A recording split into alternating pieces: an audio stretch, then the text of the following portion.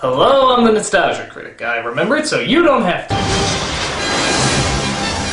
What can you say about the action-packed, family-friendly Superman movies? I love them. Well, most of them. Well, some of them. Two of them. But either way, they're part of the all-American icon that is Superman. Now, for as good as these movies get and as bad as these movies get, they all have their fill of stupid moments. Now, I know they're supposed to be lighter and more friendly, but most of the time they just come off as logically idiotic. That's why I've compiled a list of the top 11 dumbest moments in the Superman films. Why top 11? Because I like to go one step beyond. So, sit back and enjoy the top 11 stupidest Superman moments.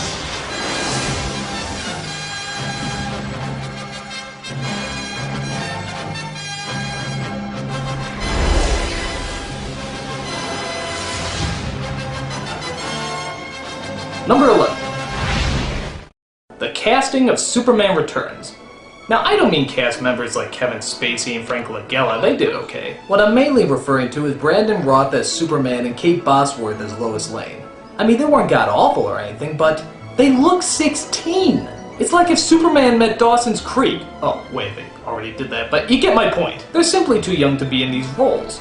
When I saw the first Superman movie, I didn't see actors, I saw friggin' Superman and Lois Lane. When I saw this new movie, I saw kids dressing up for Halloween. Where'd the real actors go? Sounds cheesy, I know. On top of that, they were pretty bland. I mean, both of them are supposed to be strong-willed, clever, and spunky characters. But here, it was like watching first graders holding hands at a school play. You didn't really buy it. It's a little alien. I guess the reasoning behind this casting was, despite his age, Brandon Routh did look an awful lot like Christopher Reeve. Well, if that's the reasoning, why didn't you hire this kid then? I don't know. Like I said, these two aren't horrible, they're just miscast. And when your protagonists look like people you'd ask to the prom rather than all-American heroes, something is definitely wrong. Personally, I think that's a load of crap. Number 10. The dumbass kid at Niagara Falls from Superman 2. Yeah, you remember this little moron? I mean, I know you gotta put people in perilous situations, but how dumb is this kid? And where the hell is his mother? Hey, Mom, look! Uh-huh. Yeah, honey, that's nice. Just don't fall off into the waterfall, okay, honey? I lost 5 of your brothers that way. I know kids do stupid things, but this is pretty hard to swallow. I mean, does the idiot have a death wish? My guess is he's probably friends with that girl who plays hopscotch off a cliff on that Korn album. That came totally out of nowhere! Remember me as a foolish clod! Of course, though, Superman comes in to rescue the boy and save the day. Take that, Darwin! Natural selection doesn't win today! There you go. Again! No, I'm sorry. Only one ride to a customer. And if you try to commit suicide again, I'll kill you. Number 9. The romantic flying scene recap from Superman 4. Now, we all remember the flying scene from the first Superman. It was charming, romantic, and all that other mushy stuff. But when you try to recreate it scene by scene, that's just embarrassing. Okay, so it starts off with Superman wanting to talk to Lois about something important. Rather than just flying to her apartment like before, he decides he wants to fuck around with her a bit. Clark, things aren't that bad! Clark, stop!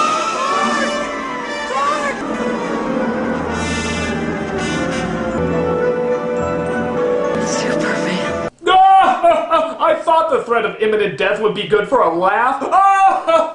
Seriously though, I am a human god. So they decided to go flying around for some reason, as Lois has no questions about her co-worker of 20 years being the man of friggin' steel. She just kind of accepts it like she found an extra 20 in her pocket. Now this scene, in all honesty, wouldn't be quite so bad if they didn't rip off every single moment from the first one. Gee, is he gonna fly through the city side by side with her like the first one? You bet. Is he gonna support her with just his fingertips, which the laws of weight and mass totally says is impossible? You know it. Is he going to let her fall just so he can swoop down and save her? Well, it wouldn't be a complete ripoff if he didn't, would it? Outside of just using the direct clips, there's absolutely no difference between this scene and the one from the first film. What was the point of it? Who knows? Maybe it was just to take the number 9 spot on this moronic countdown. That's not fair. Number 8. The Woman and the Baby Carriage from Superman 2. I'm sensing a pattern here that all mothers in Superman movies are complete morons. Lois included in the latest film too. How much more obvious can you freaking get? But this one takes the cake, as a large tower is about to fall on a woman and her baby. So what does she do? Absolutely nothing. No, worse than nothing. She covers the child with her body. Yeah, that'll save you brainless bimbo! They're called legs! You move them back and forth to create a running motion. Look at this, at the rate the tower is falling, the way she's standing there crying, she could have run to Florida and back by now.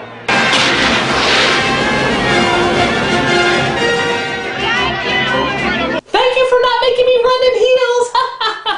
I almost killed my only son. I don't know why mothers are so stupid in these movies, but quite frankly, this is why I think sometimes you need a license to be a parent. Like pets? I suppose so. Number 7. The special effects of Superman 4.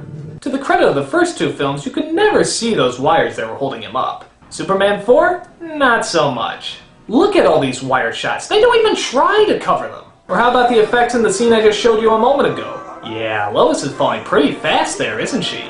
She's falling to the ground like a feather. And now how about this? You can actually see the black curtains that are supposed to be outer space. This is like an Ed Wood movie! How about this scene when he's carrying the Statue of Liberty? Wow, instant movie magic. And how about this one stupid blue screen shot that they keep using over and over and over again? You'd think as time went by the effects would get better for these movies, but in Superman's case, it isn't the lead we can't see through, rather those thick, bulging wires that constantly keep getting in the way. This looks like a job for Photoshop. Number 6.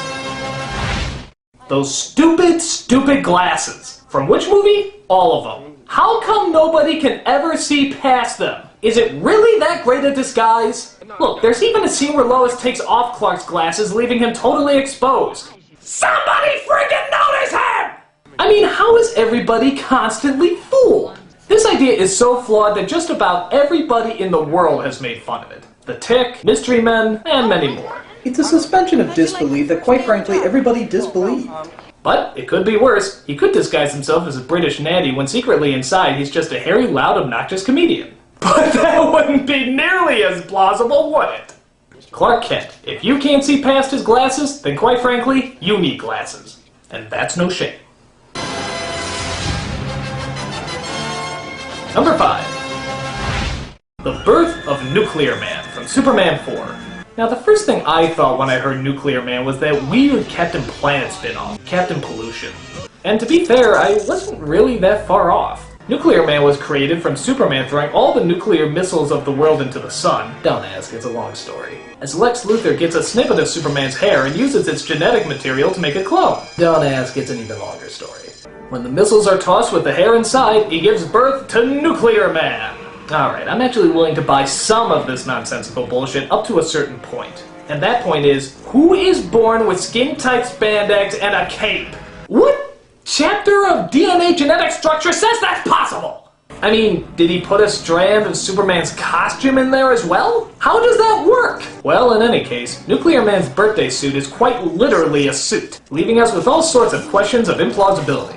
So, since you're born with an already fitted gay pride parade costume on, what are you gonna do? First, I have fun. Just like that, I'm sure you'll find it. Number 4. The opening of Superman 3. Talk about a movie that was already doomed from the start. First of all, look at these credits. All the Superman films began with the credits flying in space, with that kick-ass John Williams music.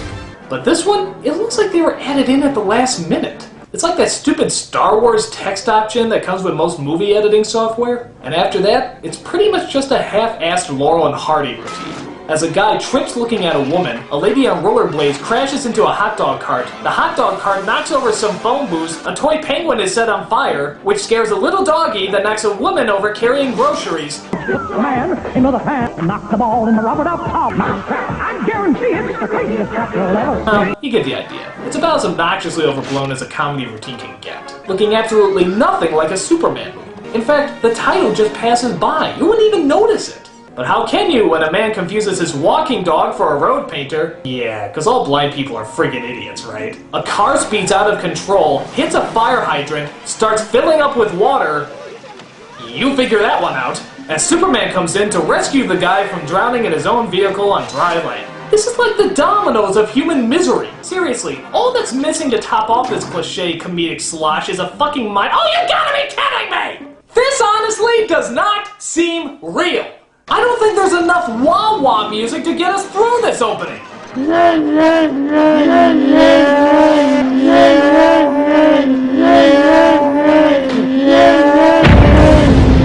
Right, you blew up the wah-wah machine! One gigantic comedic moment after another. The only thing missing? The humor. Say thank you. Number 3. The mind-scrambling kiss from Superman 2. This happens after Lois finds out Superman's secret identity. They go all the way through the movie, and I mean all the way, until they get to the very end, as Superman feels Lois's life would be a lot easier if she never knew who he really was. So he gives her a kiss that somehow deletes all memory about him being Superman. What's happening in the world? How the fuck does that work? Is there a mind-altering breath mint he slips her, or does his tongue just work his way into her brain and take out the parts he doesn't like? For that matter, why doesn't he use this power more often? I mean, it'd be weird, but he could technically use that kiss to give all the supervillains amnesia. He'd fly up to Lex Luthor and he'd be like, Superman, allow me to explain my evil plot. Who the hell am I?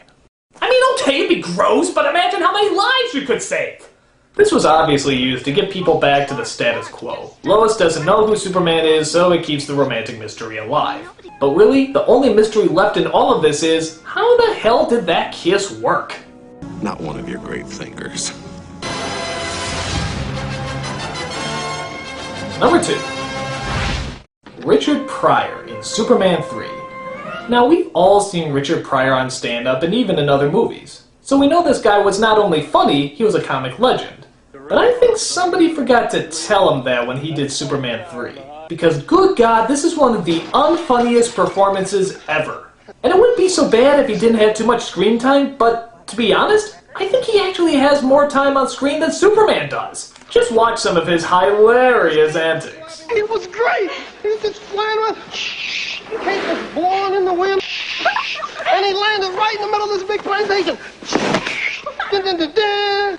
Right? And he checked everything out, right, with his X-ray vision before he did that. Dried up everything. Just like that. I'm talking about dried it up like the machines that they have in the men's rooms. You know what I'm talking about? The hot air comes out and you put your hands under there and you dry them off. Sometimes they don't work, right?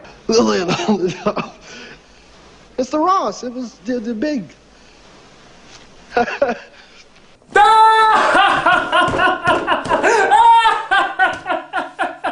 Wait, nothing was funny! I never seen nothing like it. Get off the Big stage! deal was on the bottom. Superman's bad. No, you're bad. I mean, you're really bad. I seriously don't know who's to blame. The director, the actor, the writer, I don't know. But nothing about him works. It's like one of those gamma rays came out and sucked out all the funny from him. I mean, what happened? Don't call me a bum. I'm not a bum. From comedic god to comedic clod, this is one performance from a comedy legend that I'm sure he wants to forget. Thank the Lord for Superman. And the number one dumbest Superman moment is spinning the Earth backwards from Superman 1. It's ironic that the first and best of the movies should have the biggest flaw, but in this nonsensical, moronic conclusion to an otherwise flawless movie, it's pretty hard to overlook. It all starts as Lois Lane actually dies in an earthquake because Superman could only stop one missile but not the other. So we have a very sad and very dramatic moment, which is suddenly botched by probably the biggest cop-out in Superman history. Superman flies around the world several times, forcing the rotation of the Earth to go backwards, thus sending everything back in time. That way he can stop the other missile, allowing Lois to live. Where the hell do I begin? First, if you stop the Earth and spin it back in time, you wouldn't time travel. People would just fall off the friggin' thing. And everyone will fly off the face of the Earth. Second, if Superman can fly so fast that he could spin the Earth backwards, why the hell couldn't he just get both missiles then? Look, one would be there and one would be there. He passes them in like a nanosecond! Even you, with your great speed, couldn't stop both of them. No, he's just fast enough to fly around the Earth and change the rotation. Third, if he went back to save Lois, that must mean there's another Superman somewhere stopping the one other missile from before. So, really, shouldn't there be two Supermans flying around? I mean, where's the other one? And if he didn't get so angry because Lois didn't die, does that mean he would have no reason to spin the Earth back to begin with? Fourth, why hasn't he done this before? I mean, wasn't there a day when he came in late to work and was like, ooh, 9:05, they'll dock my pay if I'm late again. 8:59, right on schedule. That's 4 problems with my #1 pick, as people still today can't figure out the technicals of this scene. No logic, no reason, no way that this moment makes any sense whatsoever. And those are the top 11 stupidest Superman moments. But I have to admit, for all the bad times, the Superman movies really do manage to put me in a good mood. Like seeing Christopher Reeve right before he had that tragic accident and died. Or Margaret Kidder right before she went mentally insane. Or the shots of New York with the World Trade Center in the background. I'm the Nostalgia Critic. Now I'm gonna go kill myself.